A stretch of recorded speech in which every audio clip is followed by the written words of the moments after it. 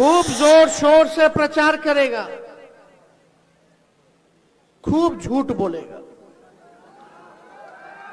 BJP का मतलब बड़का झूठा पार्टी।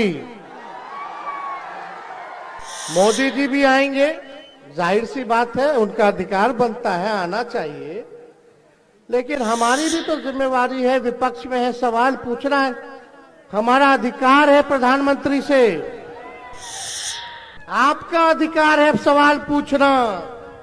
लेकिन मोदी जी को कभी सुने हैं बेरोजगारी के बारे में बात करते हैं?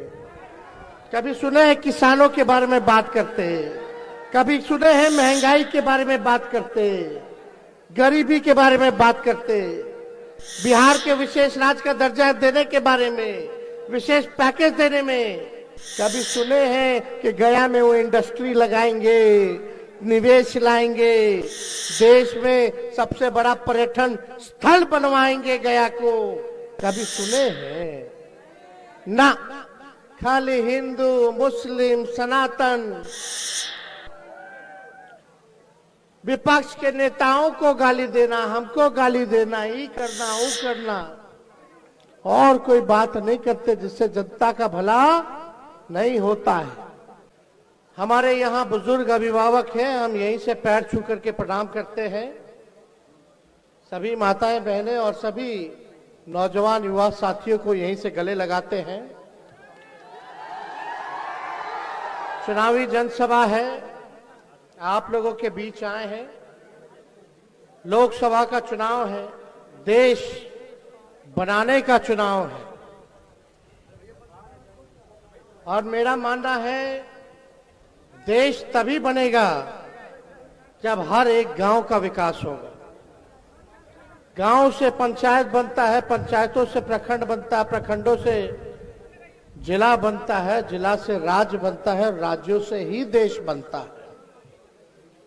और इस बार हम लोगों ने स्वर्गीय राजेश जी के सुपुत्र हमारे भाई सरबजीत जी को राष्ट्रीय अध्यक्ष आदरणीय लालू जी ने प्रत्याशी बनाया है गया जिला का, गया लोकसभा संसदीय क्षेत्र का। ये ईमानदार है, मिलनसार है, कोई भी दिक्कत हो तो मिलने जुलने में दिक्कत नहीं है, समस्याओं का निदान कराते हैं, मेहनत करते हैं। पार्टी में तो काम करते ही हैं, लेकिन अपने क्षेत्र के लिए बहुत काम करते हैं। जितना अपने क्षेत्रों में इन्होंने रोड, पुल, पुलिया बनाया, कितना शौक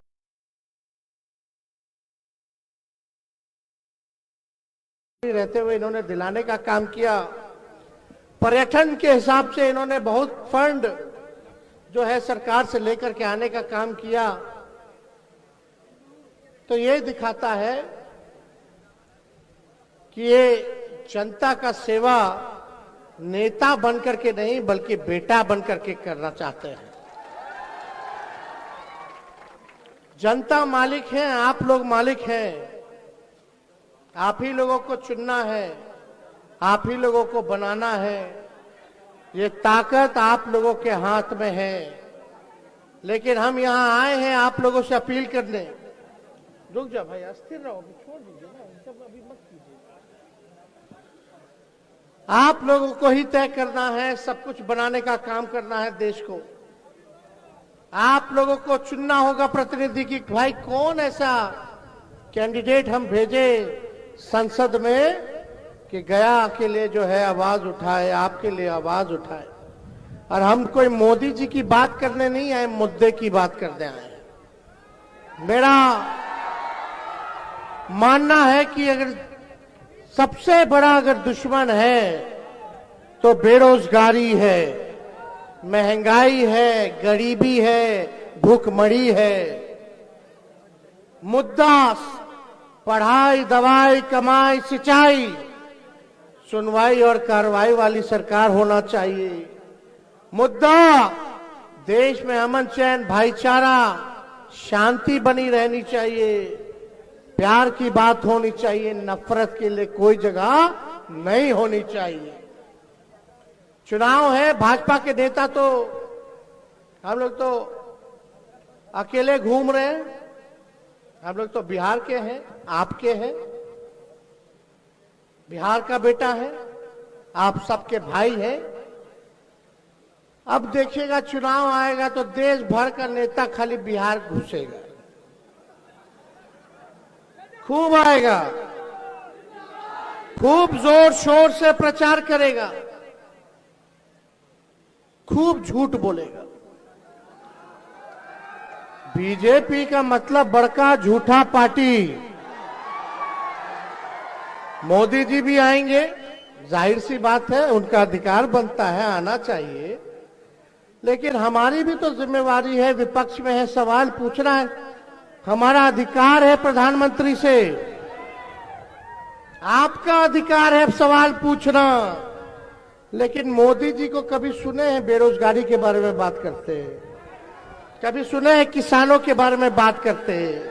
कभी सुने हैं महंगाई के बारे में बात करते हैं, गरीबी के बारे में बात करते हैं, बिहार के विशेष राज्य का दर्जा देने के बारे में, विशेष पैकेज देने में? कभी सुने हैं कि गया में वो इंडस्ट्री लगाएंगे, निवेश लाएंगे, देश में सबसे बड़ा पर्यटन स्थल बनवाएंगे गया को? कभी सुने हैं? ना, खाली हिंदू, मुस्लिम, सनातन, विपक्ष के नेताओं को गाली देना, हमको गाली देना, ये करना, वो करना, और कोई बात नहीं करते जिससे जनता का भला नहीं होता है। आएंगे लोग, बड़े बड़ी बात करेंगे, लेकिन आप लोगों को याद है कि 10 साल से वो प्रधानमंत्री है, कितना बार वो बिहार आ चुके हैं? बताइए, दिल पे हाथ रख के पूछेगा, क्या गरीबी मिटी है? यही मोदी जी बोलते थे किसानों का आय दुगुना करेंगे 22 में। क्या किसान भाइयों का आय दुगुना हुआ? यही मोदी जी बोलते थे जिसका झोपड़ी है उसको पक्का मकान बना करके देंगे 22 तक, हुआ? यही मोदी जी है जो बोलते थे 15-15 लाख रुपया खाते में देंगे, मिला? यही मोदी जी है जो कहते थे हर साल नौजवानों को 2 करोड़ नौकरी देंगे। क्या मिला नौकरी?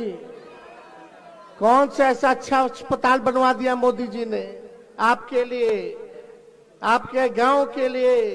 कौन सा ऐसा अच्छा स्कूल बनवा दिया? खाली यही बोलेंगे मोदी जी कि हमने 5 किलो राशन दिया। अरे मोदी जी को तो राशन अभी से मिला, तो कांग्रेस के जमाना से फूड सिक्योरिटी बिल कांग्रेस का पॉलिसी था, उसी टाइम से मिल रहा है। पहले तो तेलों मिलता था, चीनियों मिलता था, कि राशन तेलों मिलता था। मोदी जी, ये आपका दिया हुआ नहीं है, और कोई भी सरकार आएगी राशन तो देगी ही देगी, क्योंकि देश में भूखमरी है, गरीबी है। एक तरफ मोदी जी कहते हैं कि उन्होंने गरीबी मिटा दिया, और दूसरी तरफ 80 करोड़ लोगों को अनाज बांट रहे हैं। दोनों बात कैसे? जिस देश में 80 करोड़ लोगों को 5 किलो अनाज मिल रहा हो, वहां गरीबी है, गरीबी मिटाई नहीं गई। लेकिन आपका भाई, आपका नौजवान साथी, प्रधानमंत्री जी ने क्या किया नहीं किया वो तो हिसाब नहीं देंगे, एने ओने बतियाएंगे। लेकिन 17 महीने में इसी मैदान में हम आए थे, बिहार विधानसभा के चुनाव में 20 में। सबसे पहले हम क्या बोले थे कि 10 लाख सरकारी नौकरी देंगे, बोले थे कि नहीं बोले थे?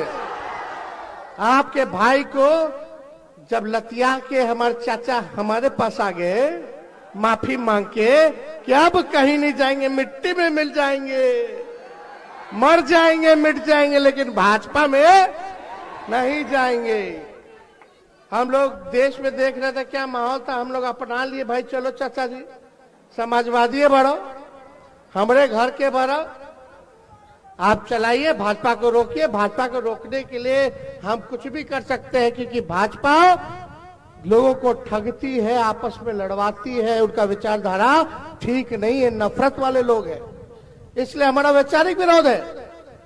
तो नीतीश जी आए, और हमने कहा नीतीश जी को, नीतीश जी आ तो रहे, लेकिन हमने जनता से कमिटमेंट किया है।